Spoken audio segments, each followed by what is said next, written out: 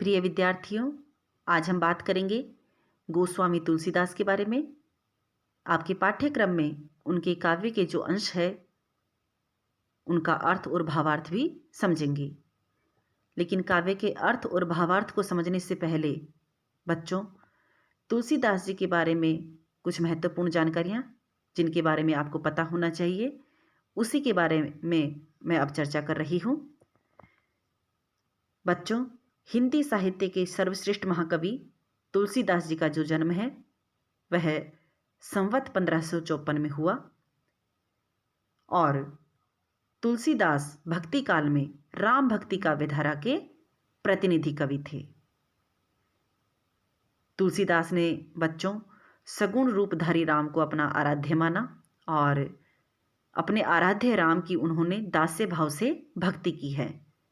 यानी अपने आराध्य को उन्होंने अपना स्वामी और स्वयं को उनका सेवक या दास जो है वो स्वीकार उन्होंने किया है। वे कहते हैं कि राम सो बड़ो है कौन, मोसो कौन छोटो, राम सो खरो है कौन, मोसो कौन खोटो। तो इस तरह से देखिए वे अपनी भक्ति भावना राम के प्रति प्रस्तुत करते हैं।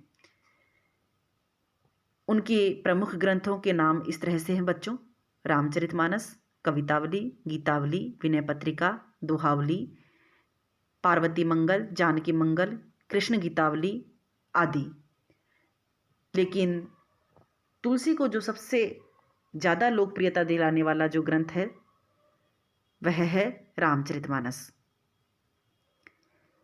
इनका जो रामचरितमानस ग्रंथ है बच्चों, वह हिंदी साहित्य का सर्वोत्कृष्ट महाकाव्य माना जाता है।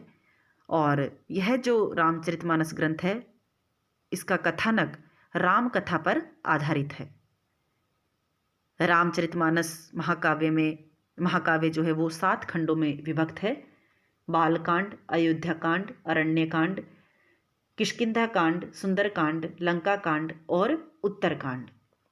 बच्चों, रामचरितमानस एक ऐसा ग्रंथ है जो तुलसी की लोकप्रियता का या कहें कि उनकी अक्षय कीर्ति का जो है आधार ग्रंथ है। बच्चों, लोग इसको रामायण के नाम से भी, यह जो रामचरितमानस ग्रंथ है वो प्रसिद्ध है, लेकिन रामायण इनके ग्रंथ का नाम नहीं है। इनके ग्रंथ का नाम है रामचरितमानस। रामचरितमानस की जो रचना है वह अवधी भाषा में हुई है और रामचरितमानस में राम कथा का जो प्रमुख पात्र है राम, वह जो राम है वह लोकरक्षक है और शील, शक्ति और सौंदर्य के भंडार है। इस ग्रंथ में तुलसी की हमें रचना कुशलता दिखाई देती है, उनकी प्रबंध पटुता, उनकी सहृदयता हमें सर्वश्रेष्ठ रूप में दिखाई देती है। बच्चों, इस ग्रंथ में तुलसीदास ने सर्वत्र जो है वो समन्वय की विराट चेष्टा की है।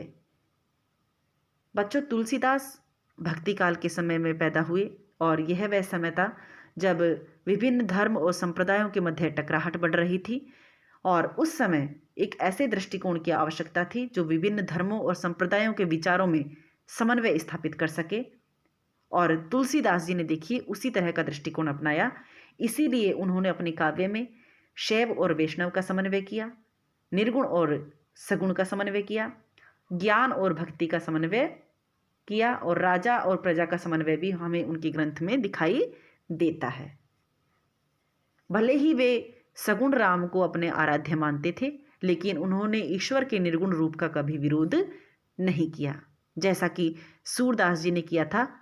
उन्होंने निर्गुण ईश्वर का विरोध किया था, लेकिन गोस्वामी तुलसीदास ने निर्गुण ईश्वर का विरोध नहीं किया। भले ही वे सगुण ईश्वर को मानते थे, सगुण ईश्वर में राम को उन्होंने आराध्य माना था, लेकिन यही जो है बात है समन्वयवादिता, वही तुलसीदास जी की सर्वश्रेष्ठ कह सकते हैं कि उनके काव्य की यह विशेषता हमें दिखाई देती है। वो कहते हैं अगुन नहीं सगुन नहीं, नहीं कुछ भेदा, उभय हरय भव संभव खेदा। ईश्वर के दोनों ही रूप जो है वो सही है, दोनों ही सांसारिक कष्टों और पीड़ा से हमें मुक्ति दिलाते हैं। उनकी समन्वयवादिता के बारे में आचार्य हजर प्रसाद द्विवेदी ने कहा था बच्चों कि लोक नायक वही हो सकता है जो समन्वय करने का अपार धैर्य लेकर आया हो। उनका सारा काव्य समन्वय की विराट चेष्टा है। यह तुलसी के बारे में आचार्य हजारी प्रसाद द्विवेदी का एक लोकप्रिय कथन है और आपको इस कथन को याद भी करना है बच्चों, और यह भी याद रखना है कि तुलसी के बारे में यह कथन किस आचार्य या किस विद्वान ने कहा है।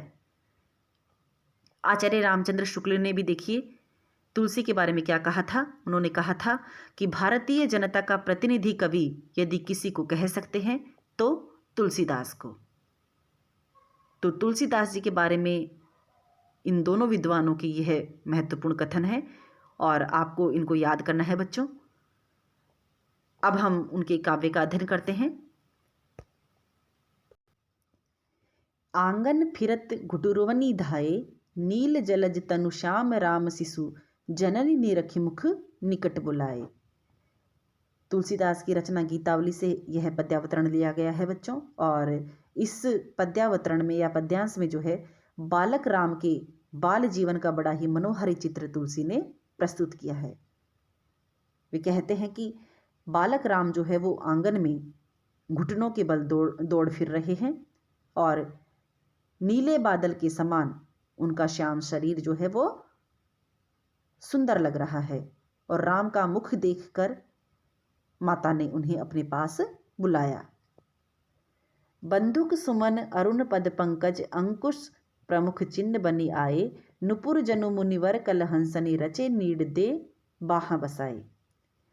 बंदुक सुमन एक तरह का लाल पुष्प होता है बच्चों, तो उस फूल के समान प्रभु राम के जो चरण हैं, जो अरुण चरण कमल में अंकुश आदि प्रमुख चिन्ह सुशोभित है, और उन्होंने जो नुपुर पहने हुए हैं, एक तरीके से पायल कह लीजिए, घुंघरू कह लीजिए, जो पहने हुए हैं, वे ऐसे जान पड़ते हैं मानो भगवान ने घोंसले रचकर उनमें मुनिजन रूपी कलहंसों को शरण देकर बसाया है।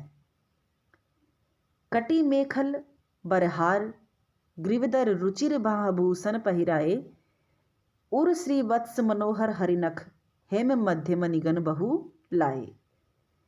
प्रभु राम ने कटी प्रदेश में मेखला धारण कर रखी है, यानी कमर पर उन्होंने जो आभूषण धारण किया हुआ है उसको मेखला कहते हैं।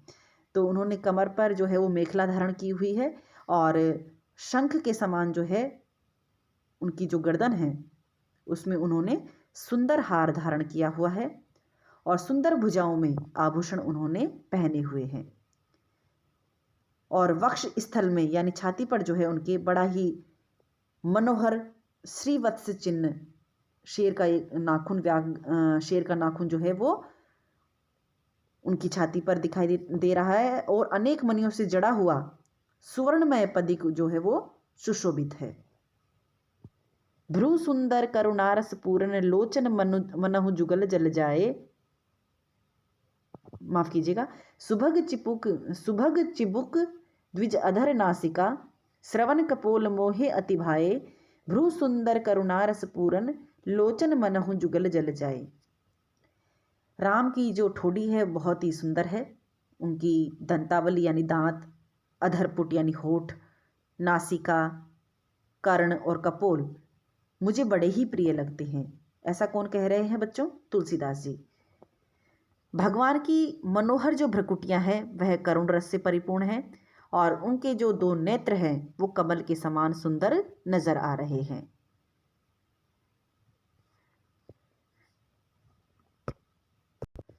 और राम के विशाल भाल पर जो है वो बहुत ही सुंदर श्रेष्ठ लटकन जो है वो लटके हुए हैं, और बाल्यावस्था के जो सुंदर केश होते हैं वो शोभायमान हो रहे हैं।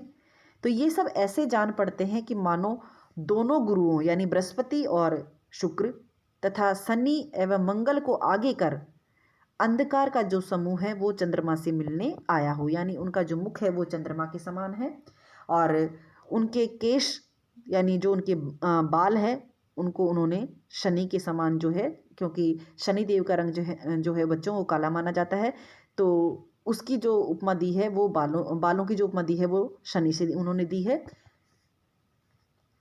उपमा एक अभूत भई, तब जब जननी पटपीत ओढ़ाए, नील जलद पर उडुगन निरखत, तची स्वभाव मनोतड़ित छुपाए। और जिस समय माता ने पीतांबर उनको ओढ़ाया, उस समय तो एक अद्भुत जो है वो शोभा देखने योग्य हो गई थी। ऐसा लग रहा था मानो नीले बादल पर नक्षत्रगण का जो देदीप्यमान है उसको देखकर चंचला चपला यानी बिजली ने जो है वो अपना स्वभाव छोड़कर उन्हें छिपा लिया हो। यानी जो नीला बादल है उसके समान उनका श्याम शरीर शोभायमान था, और उस पर उन्होंने अपने शरीर पर जो उन्होंने आभूषण धारण किए हुए थे वे नक्षत्रगणों की भांति चमक रहे थे। अंग अंग पर मार निकर मिली, छवि समूह ले ले जनु छाए, तुलसीदास रघुनाथ रूप गुण, तो हो जो विधि होई बनाए। तुलसीदास जी कहते हैं कि भगवान राम के अंग अंग पर मानो काम के समूह अपने छवि पुंज को लेकर छाए हुए हैं। तुलसी कहते हैं कि राम का जो रूप है और जो गुण है यदि विधाता के बनाए हुए होते तो कुछ कहे भी जा सकते हैं, लेकिन वो तो स्वयं विधाता है, उनके रूप सौंदर्य के बारे में क्या वर्णन किया जा सकता है। तो इस पद में देखिए बच्चों, तुलसीदास जी ने राम के सौंदर्य का वर्णन प्रस्तुत किया है। जब जब भवन बिलोकति सुनो, तब तब विकल होती कौशल्या, दिन दिन प्रति दुख दूनो। यह जो पद्यांश है बच्चों, यह भी गीतावली से लिया गया है, और इस पद्यांश में राम की जो माता है कौशल्या, उसकी विरह वेदना को वाणी तुलसीदास ने दी है। और तुलसीदास जी कहते हैं कि माता कौशल्या जब जब घर को सूना देखती है तब तब वह व्याकुल हो जाती है, और उन्हें दिन प्रतिदिन देखिए दिन प्रतिदिन जो उनका दुख है वो दुगना होता जाता है। सुमिरत बाल विनोद राम के, सुंदर मुनि मनहारी, होत हृदय अति सूल समुझी, पद पंकज अजिर बिहारी।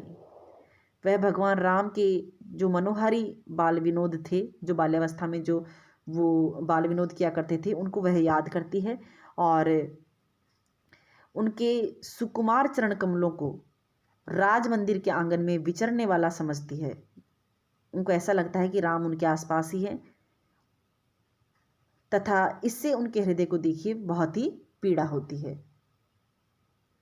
को अब प्रात कलेऊ मांगत, रूठी चले गो माई, श्याम ताम रस नैन श्रवण जल, काहि लेव उरलाई। वह कहने लगती है कि अब मुझे मैया कहकर प्रातःकाल कौन कलेवा मांगेगा। और थोड़ी सी जब कलेवा देने में देर हो जाती थी तो राम रूठ जाता था, लेकिन अब कौन मुझसे रूठ कर भागेगा। और श्याम कमल के जैसे जो उनके नेत्र हैं, उनसे जल बहते हुए देखकर मैं किसे हृदय से लगाऊंगी। यानी जब राम रोने लगते थे तब तो मैं उनको अपने हृदय से लगा लेती थी, लेकिन अब तो मेरा पुत्र मेरे पास नहीं है, अब मैं किसे हृदय से लगाऊंगी।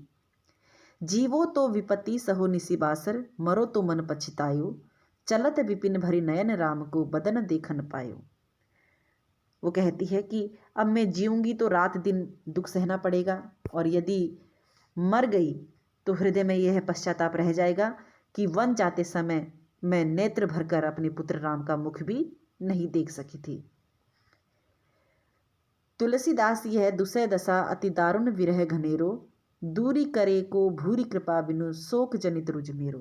तुलसीदास जी कहते हैं कि माता कौशल्या कहती है कि यह दशा बड़ी ही मेरे लिए कठिन है, और मेरा जो विरह है, जो एक कठिन बिछोह अपने पुत्र से मैं सह रही हूँ, क्या कोई ऐसा है जो मुझ पर कृपा करके मुझे इस शोक जनित पीड़ा से मुक्त कर सके, मेरी पीड़ा को जो है वो दूर कर सके। तो इस पद में माता कौशल्या की विरह वेदना फूट पड़ी है बच्चों, और माता कौशल्या के मातृ हृदय का प्रेम यहाँ पर प्रकट हुआ है। तो हमें वात्सल्य वर्णन का बड़ा ही प्रभावशाली चित्रण यहाँ पर देखने को मिल रहा है। आज के लिए इतना ही बच्चों, धन्यवाद।